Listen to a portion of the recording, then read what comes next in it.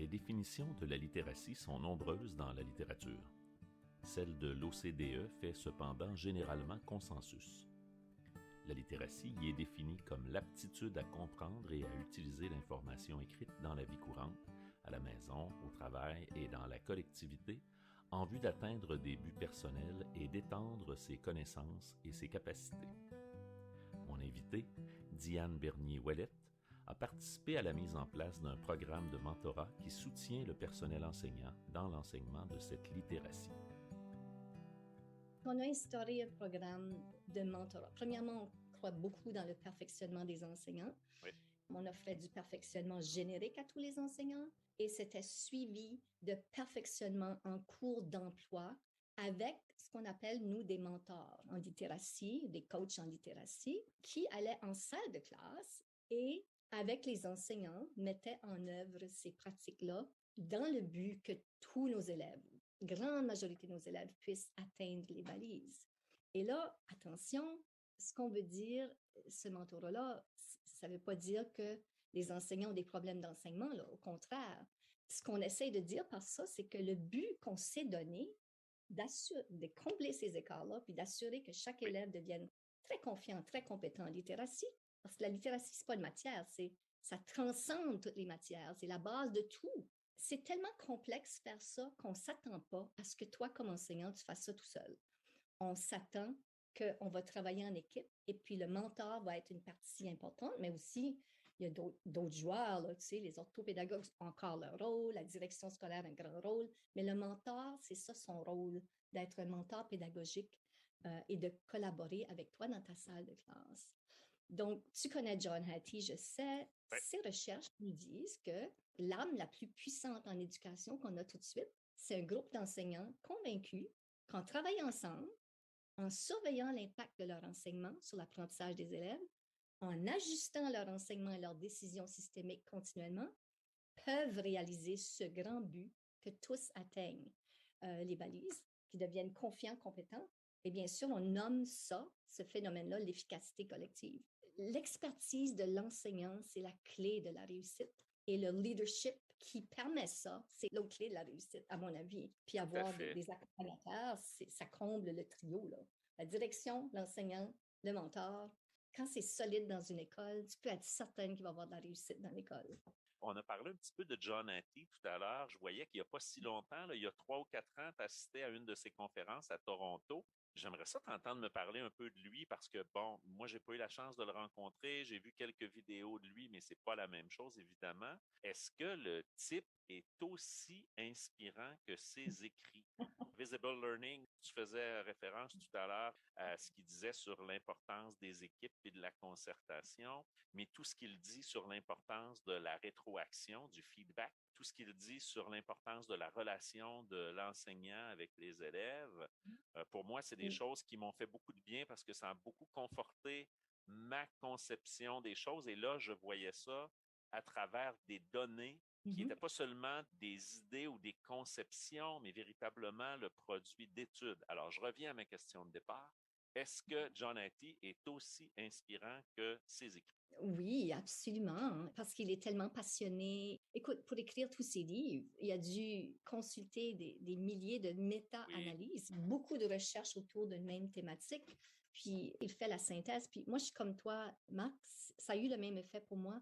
Lui, il est venu valider des choses qu'on faisait, on pensait qu'on suivait notre gros bon sens, mais aussi surtout les recherches.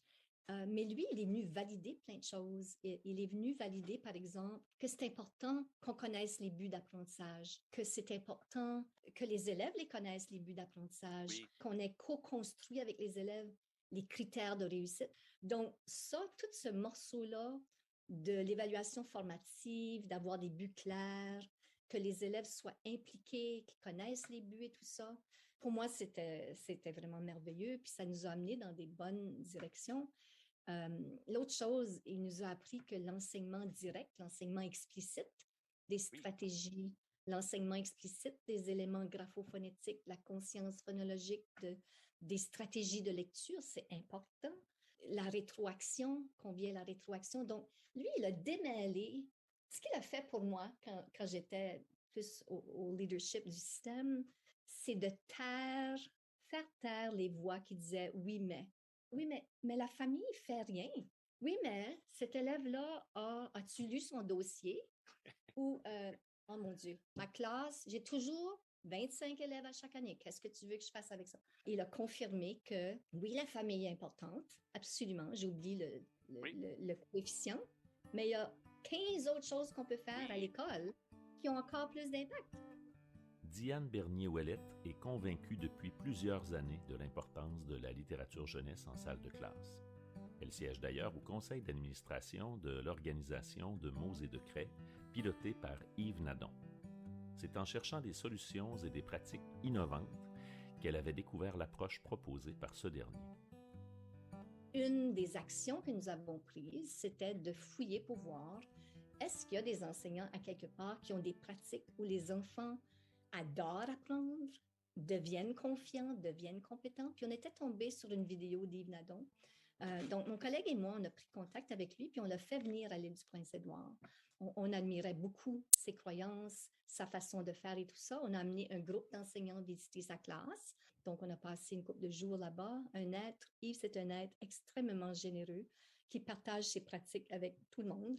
Et au fil des ans, il est devenu un ami de notre équipe et puis un ami à moi aussi, je suis fière de le dire. Donc, Yves a eu absolument, oui, une grande influence sur le fait qu'ici, on accorde autant d'importance à la littérature jeunesse. Je te dirais que du temps où j'étais au ministère avec mes collègues, je ne sais pas si je vais bien le dire, mais un des dictons ou des phrases d'Yves, c'est qu'on n'enseigne pas à faire de la bicyclette sur des bicyclettes stationnaires. Non, on monte sur des vraies bicyclettes. Oui, oui, Alors, oui. il dit toujours ça. La même chose, on n'apprend pas à jouer au hockey avec, ça, c'est pas lui qui le dit, mais avec des petits bonhommes en carton. On joue au hockey sur de la glace avec des bâtons et des rondelles. Oui, Donc, oui. on n'apprend pas à lire dans des cahiers d'exercice ou des manuels. Nous, dans notre province, 20-25 ans passés, on a décidé de mettre de côté tout ça, des manuels et cahiers d'exercice, et d'enseigner la grande majorité du temps avec la littérature jeunesse ou des vrais livres. Et au fond, c'est une décision très difficile. Ça n'a pas été difficile à la prendre, mais c'est difficile de la mettre en action Oui, continuellement parce qu'on n'a pas une seule librairie française à Lille. Donc, c'est un travail monstre là, d'identifier ces bons livres-là et s'assurer que ces livres se trouvent dans nos classes. Alors, nous, on a décidé que, et là, j'emprunte une phrase à Paula Rogovin, qui m'a fait connaître, c'est que les livres aident nos élèves à mieux se connaître. Ils aident les élèves à connaître les autres et connaître le monde qui les entoure afin qu'ils puissent agir sur ce monde et le rendre meilleur. Donc, les livres, écoute, on ne peut pas enseigner sans ça. Puis, en plus de les exposer et de les entourer de livres, on doit leur donner du temps pour lire. On doit leur enseigner comment lire, les fondements, mais aussi comment réfléchir en lecture quand ils lisent. Alors, on s'est dit, si on veut que nos élèves deviennent des lecteurs et ensuite des ados, des adultes qui vont continuer de lire, qui s'identifient comme lecteurs avec leur propre goût et intérêt, mais on doit leur fournir des livres. Donc, ça se continue encore de nos jours, après 20-25 ans. On a une équipe de mentors fantastiques au ministère, comme sur ce cas-là, qui lisent des centaines de livres à chaque année, qui visitent des librairies françaises au Nouveau-Brunswick et au Québec, qui achètent des livres pour toute la province. C'est un travail monstre. Aussi, aux 2 ans, on organise un salon du livre. Oui, Tu y as déjà oui, assisté d'ailleurs. où j'ai été faire un tour où on s'était rencontrés, effectivement. Exactement. Puis, on invite nos auteurs que nos élèves adorent. C'est ça. Donc, on travaille ensemble, les bibliothèques publiques, le ministère, la commission scolaire, les écoles, Salon du livre, la Fédération des parents, tout le monde, le communautaire, on travaille ensemble pour assurer une accessibilité à des bons livres. Un mouvement tendant vers un certain retour en arrière en ce qui concerne les méthodes d'enseignement de la lecture prend de plus en plus de place et obtient de plus en plus d'attention de la part des instances décisionnelles en éducation de l'île du Prince-Édouard. Cette situation préoccupe Diane Bernier-Ouellette. Il y a un courant présentement qui est très fort et qui est Oui. très organisé. Et ce courant-là nous propose de revenir à une approche très intensive au niveau de l'enseignement des fondements en lecture. Donc, les fondements, c'est la conscience phonologique, c'est les connaissances de la graphophonétique, des habiletés de décodage, d'encodage pour tous les élèves. Donc, c'est ça les fondements. Puis, l'historique de l'enseignement de la lecture nous a enseigné depuis très longtemps que développer ces habiletés fondamentales-là, c'est essentiel. Parce que le langage, ça se développe naturellement. Quand les petits grandissent, si on sont entourés de gens qui leur parlent, qui les stimulent, ils vont apprendre à parler naturellement. Mais la lecture, ça doit être enseigné. Ça ne s'apprend pas naturellement. Moi, ce que je trouve qui est préoccupant dans ce courant-là, c'est que je vois des systèmes scolaires au complet mettre de côté tout ce qu'ils ont fait depuis les dernières 20 années et se lancer complètement sur une autre piste parce qu'il y a un courant, parce qu'il y a des voix fortes, parce que les médias en parlent beaucoup tout de suite. Et ça veut dire mettre de côté les recherches de Arlington qui nous ont clairement appris que le temps passé à lire et à écrire était vraiment important. Ça met de côté les propos de Mme Giasson. Ça met de côté les recherches de Marie Clay, de plein d'autres gens.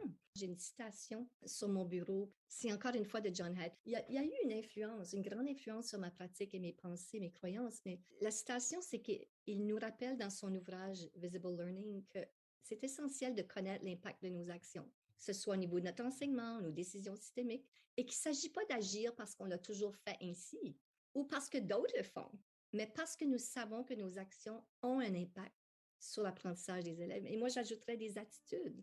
On veut développer une pratique réflexive en ce qui a trait à notre enseignement et au niveau de nos décisions et nos actions prises dans nos écoles et nos systèmes. Donc, c'est cette pratique réflexive-là qui est importante. Le temps passe, il me reste une question. J'aimerais ça que tu me dises si tu as un souvenir d'un enseignant, une enseignante que tu as rencontrée qui a été ton enseignant, soit au primaire, soit au secondaire, soit peut-être par la suite, une personne dont tu gardes un souvenir marquant.